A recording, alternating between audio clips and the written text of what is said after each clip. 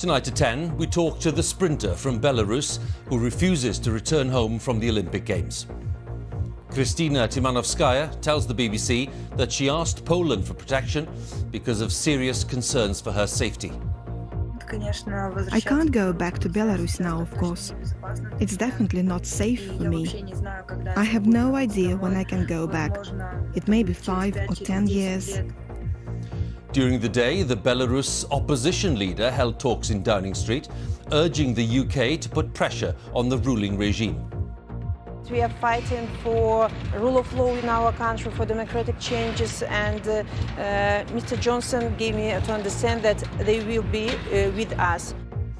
We'll be live in Belarus to ask how the widely criticised President Lukashenko is likely to respond. Also tonight, a tanker has been hijacked by armed men in the Gulf of Oman and ordered to sail to Iran. The number of drug-related deaths in England and Wales is at the highest level since records began. Ricky's under pressure for the bronze, Hodgkinson the silver.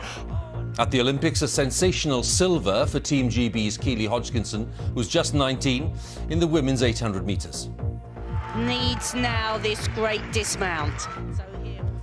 A great comeback by Simone Biles after struggling with mental health issues, taking a bronze in the beam final. And we'll be talking to Britain's youngest ever summer Olympian on the eve of her quest for gold. And coming up in the sport on the BBC News Channel, it's terrific Tuesday for Team GB in Tokyo as the sailors bring home the golds to cap Britain's best day at this Olympic Games.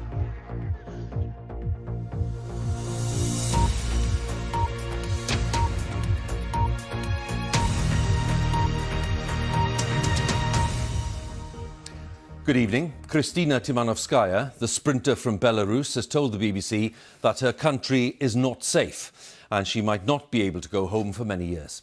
She's been granted a humanitarian visa by Poland after officials from Belarus tried to send her home early from the Olympics against her will.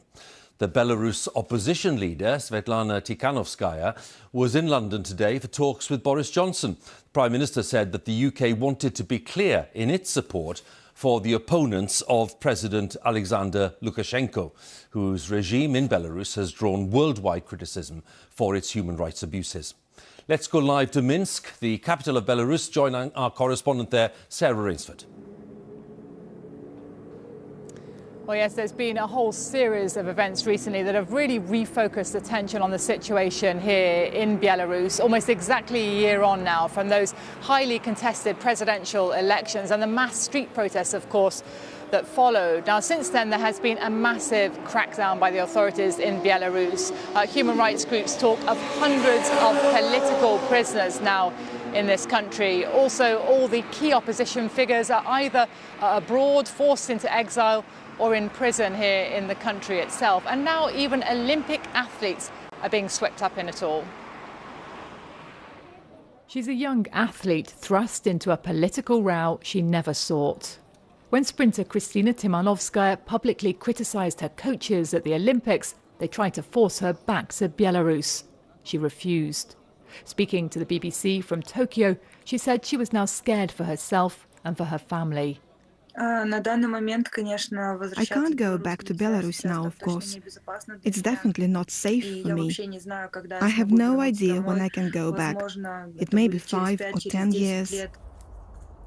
And today came another reminder of the danger for dissidents. In Kiev, a young Belarusian activist was found hanging in a park, but his friends don't believe it was suicide. Vitaly Shishov fled to Ukraine last year to avoid arrest. He'd been helping a flood of other opposition supporters who followed. The opposition leader, Svetlana Tikhanovskaya, is in forced exile herself. Well, we're very, very pleased. I'm very pleased. She's been in London, part of a tour seeking international support. She wants tougher measures, more sanctions against Alexander Lukashenko, the man she tried to topple as president. This is our pain, Belarusian pain. We think that much more can be done. Much more pressure, much more assistance, braver decisions, stronger actions. Since the disputed elections, the mood in Minsk has changed dramatically. Alexander Lukashenko now firmly back in control. A year ago, this entire square and all the streets around it were crammed full of protesters. It was opposition to President Alexander Lukashenko on a scale like he'd never seen before. But now there's no public sign at all of that challenge, because so many people have been arrested since then that the others have been scared into silence. Maria Kolesnikova was one of the faces of the protests, touring the country, rallying mass crowds. Tomorrow she goes on trial, accused of trying to overthrow the authorities. I met Maria's father outside her old flat. Alexander hasn't been allowed to see her since her arrest last September. But Maria writes from her cell every day to reassure him. I know my daughter is not guilty, and she's so brave that I can't be anything but positive. She told me, whatever sentence I get, I'm ready for that. She writes to me all the time that we'll meet again soon, that everything will be okay. But Belarus today feels anything but okay. Even our meeting is being monitored from the shadows. And Maria Kolesnikova is facing up to 12 years in prison in that trial that begins tomorrow. The trial itself will be held behind closed doors, and I think that's just one sign of how concerned the authorities are here, that anything could spark fresh protests, fresh unrest. They're desperate for that not to happen. Sarah, many thanks once again for the latest there in Belarus. Sarah Rainsford in Minsk. Now, within the past hour, there have been reports of a tanker being hijacked by armed men in the Gulf of Oman and the vessel being ordered to sail to Iran. The Foreign Office here in London says it's urgently investigating. And with me is our security correspondent, Frank Gardner. Frank, what have you managed to learn about what's going on? Well, Hugh, the attack took place on the very congested waterway, right on the approach to the Strait of Hormuz, through which around a fifth of the world's maritime oil supplies pass through. Up to 9 heavily armed men are reported to have boarded the vessel and ordered it to sail to Iran. It's a bit of a mystery, though, because even though that's been confirmed by Lloyd's List Maritime Intelligence, the tracking agencies, the tracking data is showing it is moving very slowly, almost motionless, between Iran and Oman and the UAE. Now, Iran has been very quick to deny responsibility, saying that this is just mischief-making and being used as a pretext to carry out some hostile action. But it comes just 5 days after a fatal drone attack on another tanker off the coast of Oman, the Mercer Street, which killed a British security guard and a Romanian sailor. Britain, the US and Israel have all unanimously blamed Iran for that, which it denies. So quite a lot of tension in the region, a suspicion that as a new president takes office, there are hardliners trying to ratchet up the tension in the Gulf. Frank, thank you again. Frank Gardner, our security correspondent there with the latest. Let's turn to the Olympics. It's been another outstanding day for Team GB at the Games in Japan. Sailing brought in 2 gold medals and a silver. The cyclists settled for silver in both the women's team pursuit and the men's team sprint. But that outcome means that Jason Kenny now has matched the record of the great Sir Bradley Wiggins as the most decorated British Olympian of all time. There were other medal-winning performances during the day. Our correspondent Natalie Perks brings us up to date in Tokyo. Nautical perfection, sailing dominance. Britain were riding a crest of a wave. Dylan Fletcher and Stuart Bithell were in a great place in the men's 49er and just needed to beat the Germans in their final race. They literally put it all on the line. Right on the line, Great Britain with it, the gold medal in Tokyo 2020. But not to be outdone, Giles Scott was going in the Finn class, where Britain is superb. They've won gold at the last 5 games. But with just seconds remaining, Scott was cutting it fine. And Giles Scott holds on to the gold medal in the dying moments of that race. Talk about skin of your teeth. A quick plunge to celebrate, as back home there was delight. She never ever watches his racing, and so for her to put herself through that is awesome. So we can only just say thank you, Giles, for delivering in the end. Although, as he said to us, at least you didn't have a heart attack. And silver in the NACRA 17 topped off a wonderful day for Britain's sailors. Well, 3 Britons in this final. It had been 41 years since that last happened, but here were Gemma Reekie, Alex Bell and Keely Hodgkinson right in the mix.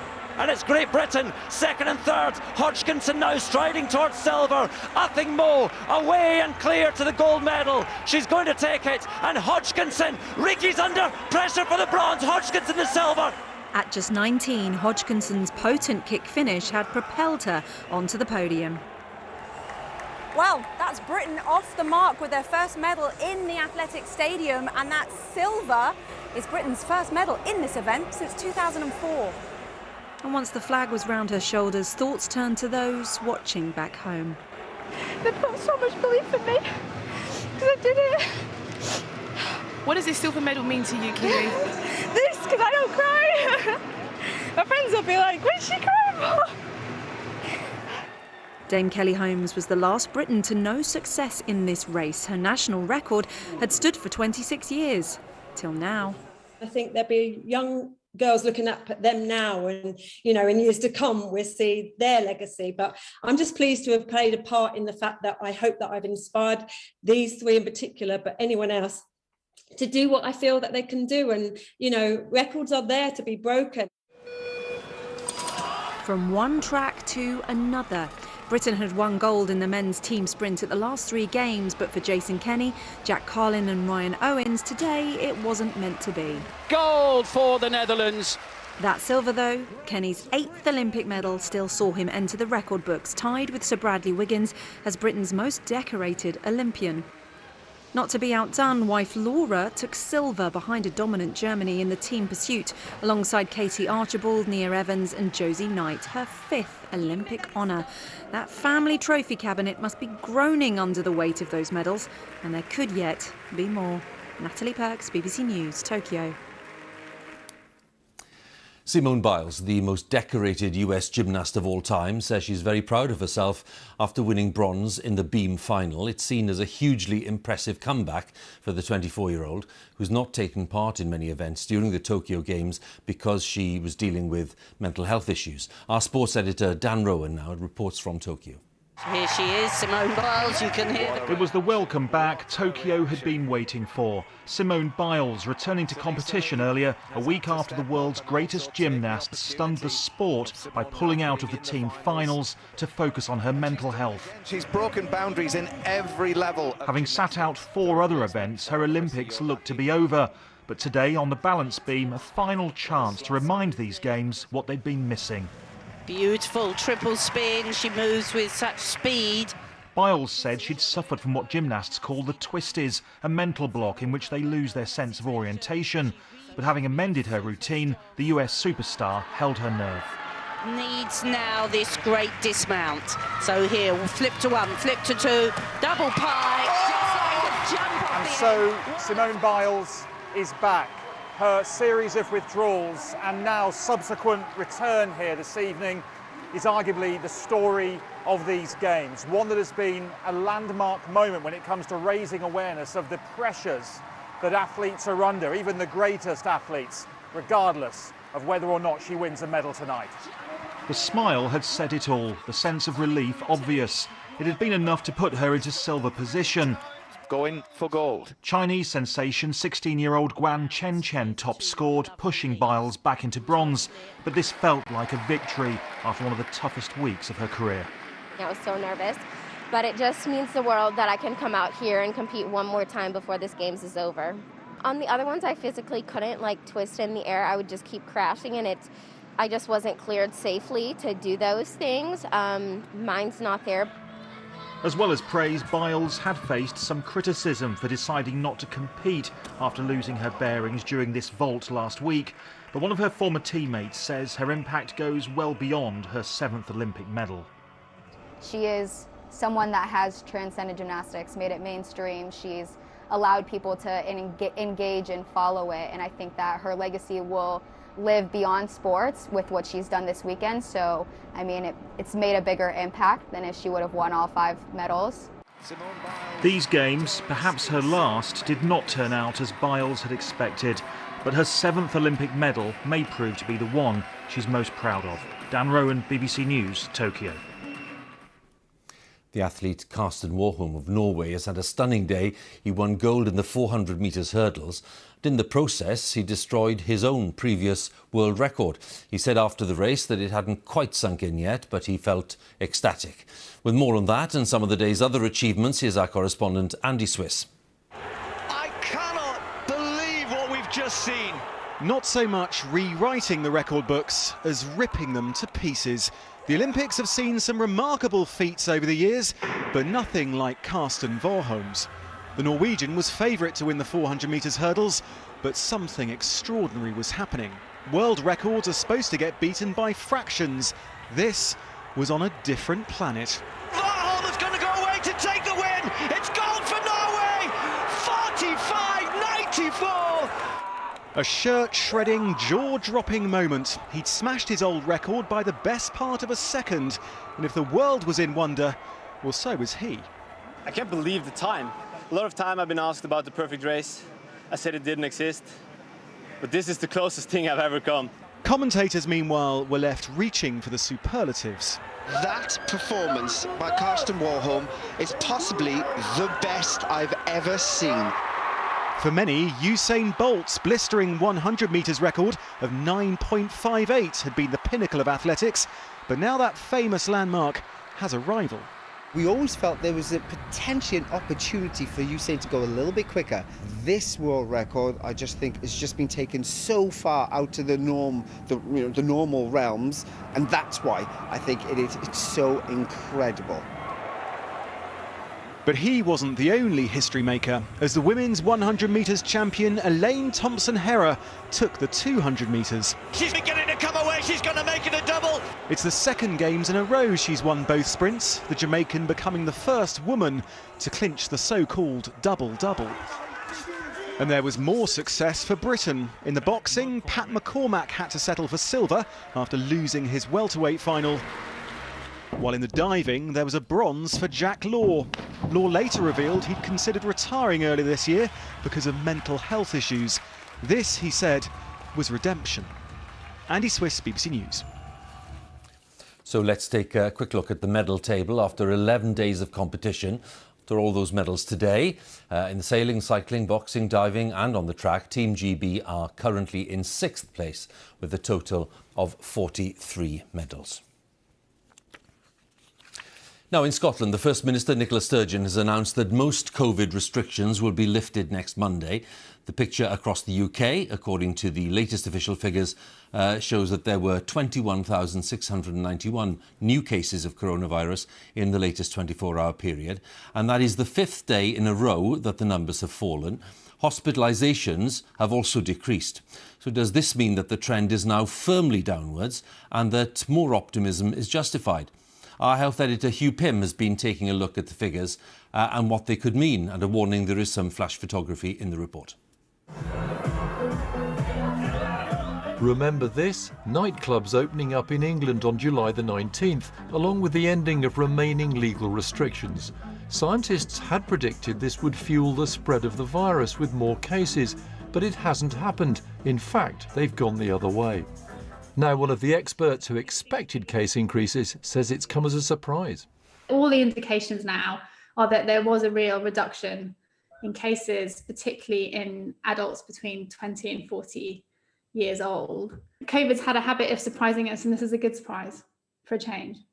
I'd like to understand it better, that's for sure. And as people enjoyed themselves in Musselburgh near Edinburgh today, the Scottish Government said almost all restrictions would end next Monday, with nightclubs reopening and social distancing dropped in most settings, though face coverings in enclosed spaces will remain. Daily reported cases did go above 50,000 in mid-July, though not as high as the January peak, and have fallen back to around 26,000 on the 7-day rolling average. The decline in cases actually started soon after the opening up in England on July the 19th. Health officials acknowledge gatherings of people to watch the Euros football caused some spikes in infections, which might have pushed up case rates more than expected before July the 19th.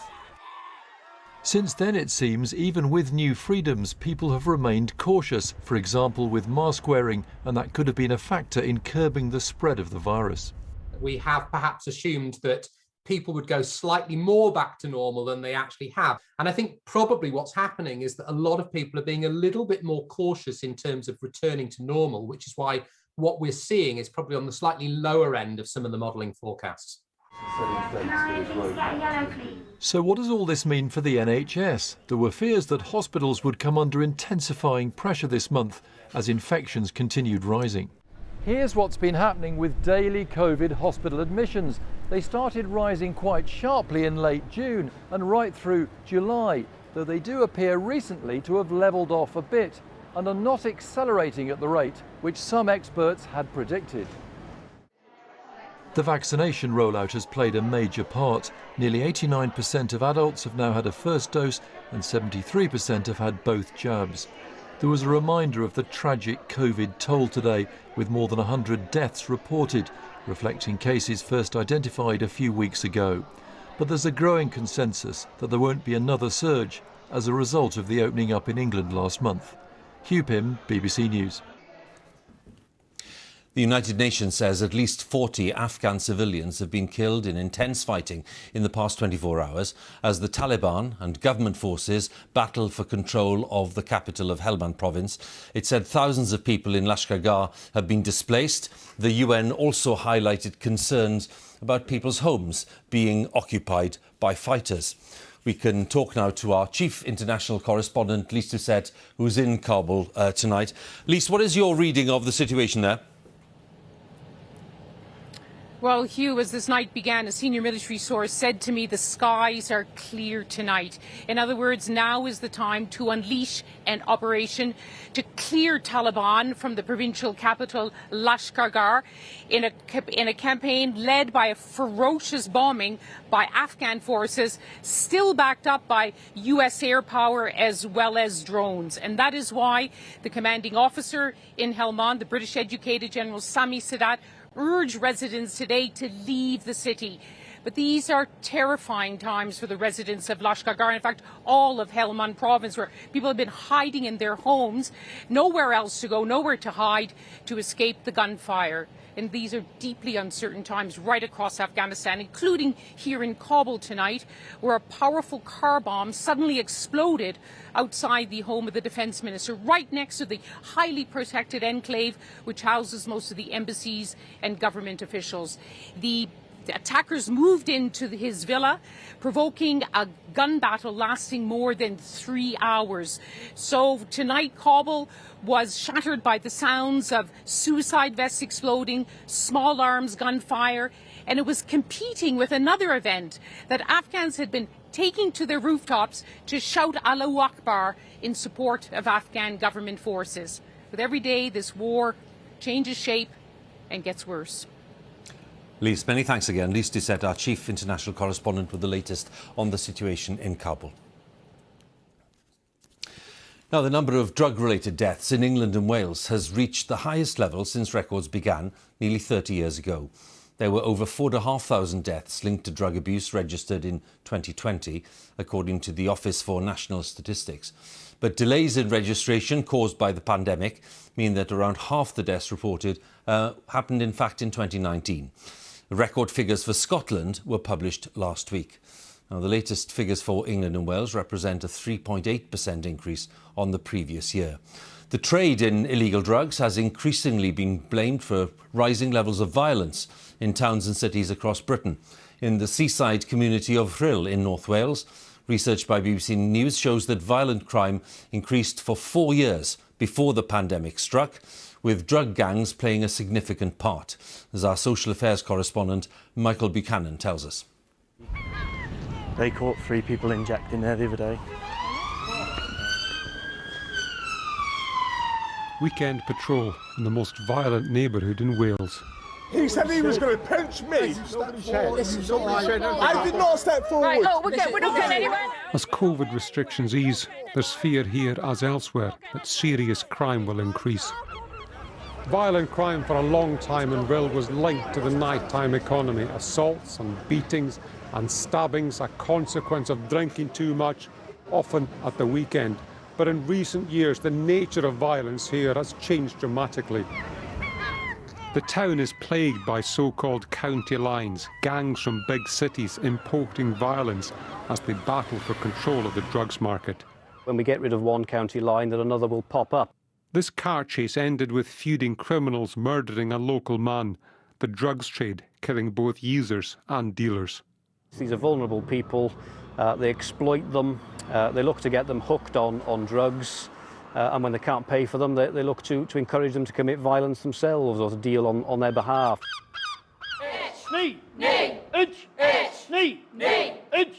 I hear it all the time around Rhyl. Drug selling, sometimes stabbings.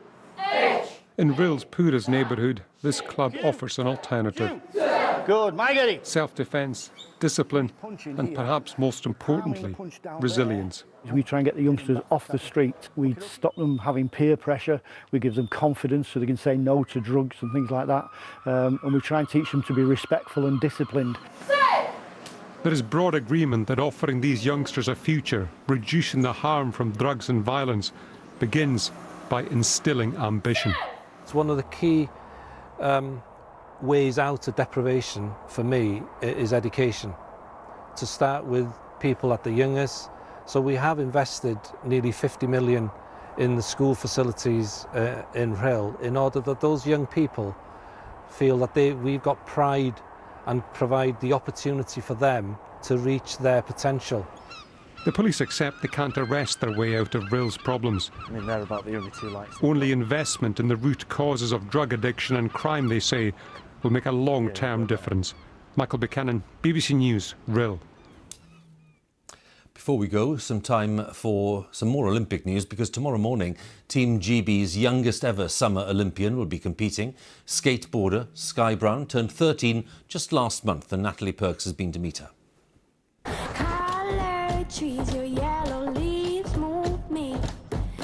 We first met a long time ago and we talked about this dream, and now you're here.